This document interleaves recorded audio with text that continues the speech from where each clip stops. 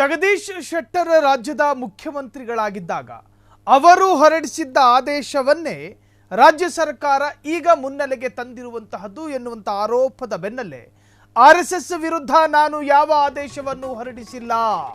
ಇದು ಮಾಜಿ ಸಿಎಂ ಜಗದೀಶ್ ಶೆಟ್ಟರ್ ಅವರ ರಿಯಾಕ್ಷನ್ ಆರ್ಎಸ್ಎಸ್ ವಿರುದ್ಧ. ಧಾರವಾಡದಲ್ಲಿ ಮಾಜಿ ಮುಖ್ಯಮಂತ್ರಿ ಜಗದೀಶ್ ಶೆಟ್ಟರ್ ಹೇಳಿಕೆ ಕೊಟ್ಟಿರುವಂತಹದ್ದು ಆರ್ಎಸ್ಎಸ್ ವಿರುದ್ಧ ನಾನು ಯಾವುದೇ ಆದೇಶ ಹೊರಡಿಸಿರಲಿಲ್ಲ. ಆರ್ಎಸ್ಎಸ್ಗೆ ಹೆದರಿದ್ರ ಹಾಗಾದರೆ ಸಂಸದ ಜಗದೀಶ್ ಶೆಟ್ಟರ್ 2013ರಲ್ಲಿ ನಾನು ಸಿಎಂ ಆಗಿದ್ದಾಗ ಕೊಟ್ಟ ಆದೇಶದಲ್ಲಿ ಆರ್ಎಸ್ಎಸ್ ಹೆಸರು ಇಲ್ಲ. ನಾನು ಸಿಎಂ ಆಗಿದ್ದಾಗ ಶಿಕ್ಷಣ ಇಲಾಖೆ ಜಾಗದಲ್ಲಿ ಖಾಸಗಿ ಕಾರ್ಯಕ್ರಮಕ್ಕೆ ಅವಕಾಶ ಕೊಡಬಾರದು ಅನ್ನೋ ಆದೇಶ ಇತ್ತು. ಶಿಕ್ಷಣ ಇಲಾಖೆ ಹೊರಡಿಸಿದ್ದ ಆದೇಶ ಅದು, ನಾನಲ್ಲ. ಆ ಆದೇಶದಲ್ಲಿ ಎಲ್ಲಿಯೂ ಆರ್ಎಸ್ಎಸ್ ಎನ್ನುವಂತಹ ಪದ ಪ್ರತ್ಯೇಕವಾಗಿ ಬಳಸಿಲ್ಲ. 2013ರಲ್ಲಿ ಬಿಜೆಪಿಯೇ ಈ ಆದೇಶವನ್ನು ಮಾಡಿತ್ತು ಅಂತಾರೆ. ಆದರೆ ನಾನು ಸಿಎಂ ಇದ್ದಾಗಿನ ಆದೇಶವನ್ನೇ ಮುಂದುವರಿಸಿರುವುದಾಗಿ ಹೇಳಿರುತ್ತಾರೆ. ಆವತ್ತು ಆಗಿದ್ದ ಆದೇಶವನ್ನು ಸರಿಯಾಗಿ ಅವರು ಓದಿದ್ದಾರಾ ಗೊತ್ತಿಲ್ಲ. ನಮ್ಮ ಕ್ಯಾಬಿನೆಟ್ ಸಭೆಯಲ್ಲಿ ಮಾಡಿದ್ದ ಆದೇಶ ಅದಲ್ಲ. ಆರ್ಎಸ್ಎಸ್ ವಿಚಾರದಲ್ಲಿ ತಮ್ಮ ಮೇಲಿನ ಸಿಎಂ ಹೇಳಿಕೆಗೆ ತಿರುಗೇಟು ಕೊಟ್ಟಿದ್ದಾರೆ ಮಾಜಿ ಸಿಎಂ ಶೆಟ್ಟರ್.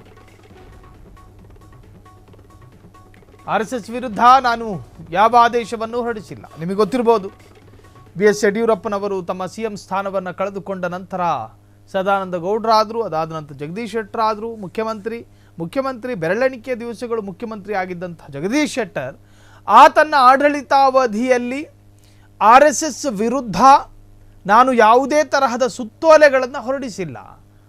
ಆ ಸಂದರ್ಭದ ಎಜುಕೇಷನ್ ಮಿನಿಸ್ಟರ್ ಅವರು ಹೊರಡಿಸಿದ್ದಂತಹ ಸರ್ಕ್ಯುಲರ್, ಆ ಒಂದು ಆದೇಶ ಪ್ರತಿ, ಅದರಲ್ಲಿ ಏನು ಅಂತ ಹೇಳಿದ್ರೆ ಸರ್ಕಾರಿ ಕಾರ್ಯಕ್ರಮದಲ್ಲಿ ಖಾಸಗಿ ಕಾರ್ಯಕ್ರಮಕ್ಕೆ ಅವಕಾಶ ಇಲ್ಲ. ಸರ್ಕಾರಿ ಜಾಗಗಳಲ್ಲಿ ಖಾಸಗಿ ಕಾರ್ಯಕ್ರಮ ಅಂದ್ರೇನು?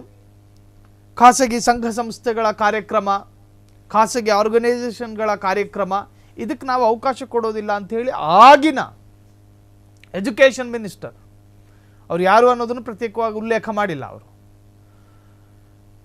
ಎಜುಕೇಷನ್ ಮಿನಿಸ್ಟರ್ ಅವರು ಹೊರಡಿಸಿದ್ದ ಆದೇಶ ನಾನೇ ಹೊರಡಿಸಿದ್ದು ಅಂಥೇಳಿ ಕಾಂಗ್ರೆಸ್ಸಿಗರು ಅದನ್ನು ವೈಭವೀಕರಿಸ್ತಿದ್ದಾರೆ. ನಮ್ಮ ಕ್ಯಾಬಿನೆಟ್ನಲ್ಲಿ ಆ ತರಹದ್ದು ಯಾವುದೇ ಚರ್ಚೆಗಳಾಗಿಲ್ಲ. ಆರ್ಎಸ್ಎಸ್ ವಿರುದ್ಧ ನಾನು ಯಾಕೆ ಆದೇಶವನ್ನು ಹೊರಡಿಸಲಿ? ನಾನು ಮೂಲತಃ ಆರ್ಎಸ್ಎಸ್ಸಿಗ.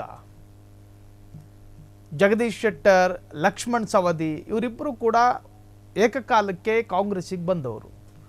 ಕಾಂಗ್ರೆಸ್ಸಿಗೆ ಬಂದರು, MLA ಎಲೆಕ್ಷನ್ ನಿಂತ್ಕೊಂಡ್ರು, ಹೀನಾಯವಾದಂತಹ ಸೋಲನ್ನು ಅನುಭವಿಸಿದ್ರು ಜಗದೀಶ್ ಶೆಟ್ಟರ್. ಆ ಸಂದರ್ಭದಲ್ಲಿ ಲಕ್ಷ್ಮಣ್ ಸವದಿ MLA ಆಗಿ ಆಯ್ಕೆಯಾದರು. ಅದಾದ ನಂತರ ಕಾಂಗ್ರೆಸ್ನಿಂದ ಬಿಜೆಪಿಗೆ ಹೋದರು, ಅಲ್ಲಿ MP ಎಲೆಕ್ಷನ್ಗೆ ನಿಂತರು. ಈಗ ಈಸ್ ಎ ಸಂಸದ, ಮೆಂಬರ್ ಆಫ್ ಪಾರ್ಲಿಮೆಂಟ್. ಈಗ ಕಾಂಗ್ರೆಸ್ ಹೇಳಿರ್ತಕ್ಕಂತಹ ಹೇಳಿಕೆಗೆ ತದ್ವಿರುದ್ಧವಾಗಿ ನನ್ನ ಆಡಳಿತಾವಧಿಯಲ್ಲಿ ಯಾವುದೇ ತರಹದ ಆದೇಶವನ್ನು ಹೊರಡಿಸಿರಲಿಲ್ಲ. ಆ ಆದೇಶ ಯಾವುದೂ ಕೂಡ ಆರ್ಎಸ್ಎಸ್ನ ವಿರುದ್ಧವಾಗಿರಲಿಲ್ಲ. ಕಾಂಗ್ರೆಸ್ಸಿಗರು ಇದು ಜಗದೀಶ್ ಶೆಟ್ಟರ್ ಅವರ ಆದೇಶದ ಪ್ರತಿ, ಅದನ್ನೇ ನಾವು ಮುಂದುವರಿಸ್ತಾ ಇದ್ದೀವಿ ಅಂತ ಹೇಳ್ತಿದ್ದಾರೆ. ಇದು ಶುದ್ಧ ಸುಳ್ಳು. ಆ ಅವಧಿಯಲ್ಲಿದ್ದಂಥ ಎಜುಕೇಷನ್ ಮಿನಿಸ್ಟರ್ ಹೊರಡಿಸಿದಂತಹ ಆದೇಶ ಅದಾಗಿತ್ತು. ಆ ಆದೇಶ ಪ್ರತಿಯಲ್ಲೂ ಕೂಡ RSS ವಿರುದ್ಧ ಎಲ್ಲಿಯೂ ಕೂಡ ಆದೇಶಗಳಿರಲಿಲ್ಲ.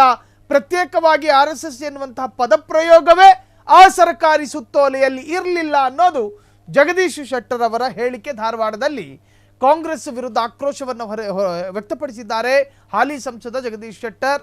ಸೊ ಅದು ನನ್ನದಾಗಿರಲಿಲ್ಲ, ಕಾಂಗ್ರೆಸ್ಸಿಗರು ಸುಳ್ಳು ಹೇಳ್ತಿದ್ದಾರೆ ಅಂತ ಹೇಳಿ ಜಗದೀಶ್ ಶೆಟ್ಟರ್ ಕಾಂಗ್ರೆಸ್ ವಿರುದ್ಧ ಜೊತೆಗೆ ಪ್ರಿಯಾಂಕ್ ಖರ್ಗೆ ವಿರುದ್ಧ ತನ್ನ ಆಕ್ರೋಶವನ್ನ ವ್ಯಕ್ತಪಡಿಸಿದ್ದಾರೆ. ಕ್ಷಣ ಕ್ಷಣದ ಸುದ್ದಿಗಳಿಗಾಗಿ ಫ್ರೀಡಂ ಟಿವಿ ಸಬ್ಸ್ಕ್ರೈಬ್ ಮಾಡಿ, ಲೈಕ್ ಮಾಡಿ ಹಾಗೂ ಫಾಲೋ ಮಾಡಿ. ಹೊಸ ಸುದ್ದಿಗಳ ನೋಟಿಫಿಕೇಶನ್ಗಾಗಿ ಬೆಲ್ ಐಕಾನ್ ಮೇಲೆ ಕ್ಲಿಕ್ ಮಾಡಿ.